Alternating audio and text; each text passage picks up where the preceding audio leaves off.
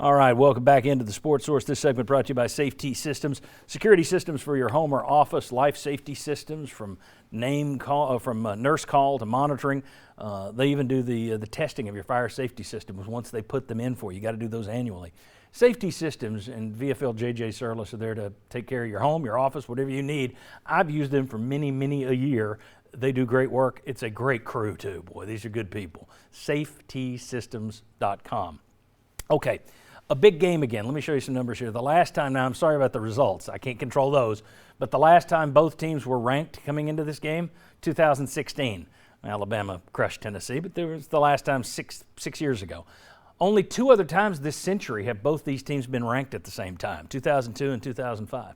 The last time Alabama was unranked was Nick Saban's first game, and they beat Tennessee. As I recall, he started that game with an onside kick, 41-17. But the last time both of these teams were unbeaten coming into this game, by my math, and if I'm wrong, I apologize. I was digging into media guides at 2 a.m. 1989. Number 10 Alabama 47, number 6 Tennessee 30. But the last time, 33 years ago since both these teams were unbeaten. First of all, let's talk a little bit about the quarterback situation. They didn't look good last night with Jalen Milroe in there. They certainly want Bryce Young back. Nick Saban said after the game that Bryce Young was pushing him to get in late and wanted to play. Is that gamesmanship? I don't know, but we would all agree that Tennessee is probably going to prepare as if Bryce Young is playing, correct? Sure. You all agree with that one? Yep. Okay, got that out of the way. Justin, I want to start with you. At Virginia Tech, you went up against one of these four super teams that you have now. Alabama, Georgia, Clemson, Ohio State. They got more talent than anybody. You were a coach against Clemson's national championship team in 2018, their runner-up in 2019.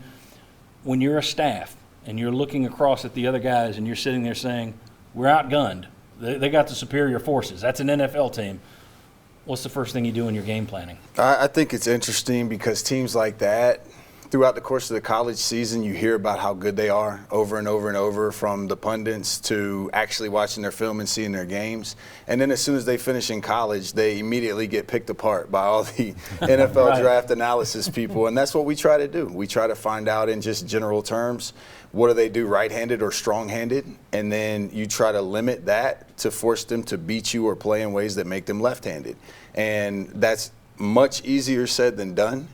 But the bigger issue becomes when you have to play those teams, there are things that they struggle with, and you've got to try to put your pieces in play to allow you to have an opportunity to create stops, to get off the field on third down, to create momentum plays, particularly playing at home, and you roll with it. That's really what you do.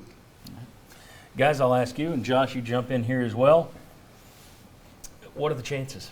I mean, is this another situation where the Coyotes bought a rocket, but it's an Acme rocket, and you're going to wind up crashing into the canyon wall? Or no, this one's different. Your offense makes it different. This Alabama team makes it different. The quarterback situation makes it. Is this a real possibility of a treat here, or is it just another trick? I think it's a possibility of a treat. I think Tennessee will be in the game in the fourth quarter. Now, I think it's the best chance Tennessee will have against Alabama since 2007. There you go. They didn't win that game. Right. You talked about the onside kick. That was the start of it. There was textbook gate or whatever was going on in Alabama. But I think this is the best chance because of the quarterback, because of the offense, because the defense is playing better.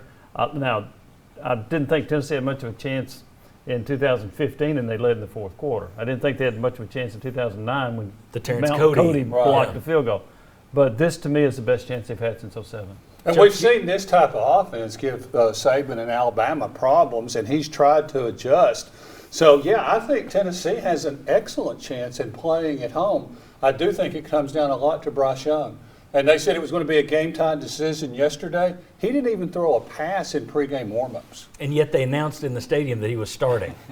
The stadium announcer said the starting quarterback is Bryce Young. And real quick, John, the other thing, Alabama had, 4 turnovers? They lost 3 fumbles. That was the first time in 84 games at Alabama Nick Saban's team had more than 2 turnovers. Okay. He's kept it to 2 or less. We've got some overall numbers I'm going to throw at you next on the turnover thing. Okay. So you're going to be setting the line a little bit later for this one. That's going to be tough because we don't know the situation with Alabama's quarterback. No word because Tennessee goes completely silent on any injuries. No word on Jeremy Banks, which would be a big loss. He hobbled off late in that game. If he's got a high ankle sprain, Hopefully that's just a regular ankle sprain. Just rolled it lower and would be ready. We don't know the Cedric Tillman situation. We don't know if Gerald Mincey will be back. We don't know the situation there. So there are a lot of things that you're going to have to play with in your mind to figure out the line. I'm sure it'll be a good one. Josh, is this a real chance for Tennessee? I think it's a real chance. We've talked about Tennessee's offense. You have to score with Alabama. That's a difference in 09. Could you hold them? You're not holding Alabama to a score or two. Expect them to score a lot. So that, and then mistake-free as much as you can. I know it's stressed in this kind of game, but for a very good reason. The reason A&M had a chance to pull off the upset was because of the mistakes by Alabama, the turnovers, missed field goals. Those little things add up in a big way. If Tennessee can play as mistake-free as you can against Alabama and force some on Alabama's side, they have a real chance. One thing Tennessee had done most of this year, they'd cleaned up the penalty situation for the most part. Yeah. Back to 12 penalties yesterday. They had 12 penalties against Alabama last year. You cannot have 12 penalties next week and beat Alabama. It was the You gotta crowd clean noise that of up. Tennessee fans. That's right. Yeah, it was at Tiger Stadium crowd noise, all the Vol fans. All right. When we come back, what are Tennessee's advantages versus Alabama? What do they need to maximize?